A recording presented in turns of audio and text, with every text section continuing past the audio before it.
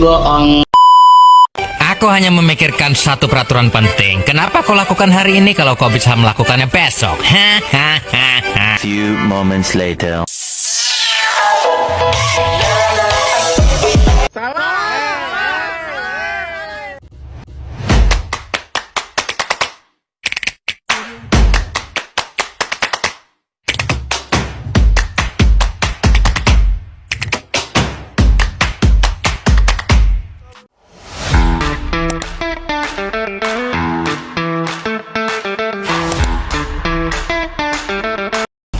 Assalamualaikum warahmatullahi wabarakatuh. Halo teman-teman, perkenalkan saya Nurul Kadra, mahasiswa Fakultas Tarbiyah, Prodi Pendidikan Guru Madrasah Ibtidaiyah di Institut Agama Islam Negeri Bone. Video ini saya buat untuk memenuhi tugas ujian tengah semester mata kuliah Pendidikan Kewarganegaraan yang dibimbing oleh Bapak Mustanil SPD MPD. Dalam video ini, saya akan membahas 5 materi penting seputar kewarganegaraan, mulai dari asas kewarganegaraan, unsur negara, teori terbentuknya negara, Undang-Undang Dasar 1945, hingga hubungan konstitusi dengan lembaga negara. Yuk, langsung saja kita mulai dari materi pertama. Kita akan masuk di materi pertama, yaitu asas dan problem status kewarganegaraan. Kita mulai dari dasar dulu ya, yaitu asas dan status kewarganegaraan. Kalau kita bicara soal kewarganegaraan, ini bukan cuma tentang nama di KTP, tapi status hukum yang dapat kita diakui sebagai bagian dari negara. Ada 3 asas penting, yaitu pertama, ius soli, kewarganegaraan ditentukan dari tempat lahir. Kedua, ius sanguinis, berdasarkan keturunan. Dan yang ketiga, naturalisasi, yaitu proses resmi seseorang menjadi warga negara. Nah, dari perbedaan asas ini bisa timbul beberapa masalah yang unik. Contohnya, apatride, orang yang tidak memiliki kewarganegaraan sama sekali. Selanjutnya ada bipatride, yaitu orang yang memiliki 2 kewarganegaraan, dan bahkan ada yang dikatakan multipatride, yaitu seseorang yang memiliki lebih dari 2 kewarganegaraan. Makanya Indonesia menerapkan sistem ganda terbatas supaya status kewarganegaraan kita tetap jelas dan adil. Jadi, warga negara Indonesia itu bukan cuma soal legalitas, tapi juga bentuk cinta dan tanggung jawab terhadap negeri kita sendiri. Selanjutnya, kita akan bahas tentang hak dan kewajiban warga negara. Sebagai warga negara, kita punya hak dan kewajiban yang harus jalan beriringan. Kita berhak mendapatkan pendidikan, perlindungan hukum, dan kesempatan yang sama di depan negara. Tapi di sisi lain, kita juga punya kewajiban untuk taat pada aturan, membayar pajak, dan ikut menjaga keutuhan bangsa. Seperti kata Notonegoro, hak dan kewajiban itu 2 sisi mata uang yang tidak bisa dipisahkan. Kalau kita jalanin keduanya dengan seimbang, negara akan kuat dan masyarakatnya akan hidup damai. Selanjutnya, kita masuk di materi kedua, yaitu definisi dan unsur-unsur negara. Negara bisa diibaratkan sebagai rumah besar tempat rakyatnya hidup bersama dengan aturan. Menurut Konvensi Montevideo tahun 1933, ada 4 unsur penting sebuah negara. Yang pertama, penduduk tetap, yang kedua, wilayah yang jelas, yang ketiga, pemerintahan yang berdaulat, dan yang keempat, menjalin hubungan luar negeri atau pengakuan dari negara lain.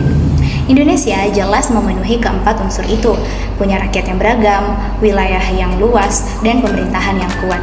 Itulah sebabnya kita disebut sebagai Negara Kesatuan Republik Indonesia yang berdaulat dan merdeka. Selanjutnya, materi ketiga, yaitu teori terbentuknya negara dan bentuk-bentuk negara. Negara itu tidak muncul begitu saja, tetapi hasil dari proses panjang sejarah manusia. Ada beberapa teori tentang terbentuknya negara. Yang pertama, teori ketuhanan, mengatakan negara itu ada karena kehendak Tuhan. Yang kedua, teori perjanjian masyarakat, itu menjelaskan negara lahir karena kesepakatan manusia untuk hidup tertib dan damai. Dan yang ketiga, teori kekuasaan, patrimonial, dan hukum alam yang menekankan pentingnya kekuatan, keluarga, dan keadilan. Dari semua teori itu, kita bisa simpulkan negara lahir karena manusia ingin hidup aman, tertib, dan sejahtera bersama. Sedangkan berdasarkan bentuknya, negara dibedakan menjadi dua, yaitu yang pertama negara kesatuan seperti Indonesia, di mana kekuasaan tertinggi yaitu pemerintah pusat. Dan yang kedua itu negara serikat seperti Amerika Serikat, di mana negara bagian memiliki kewenangan sendiri.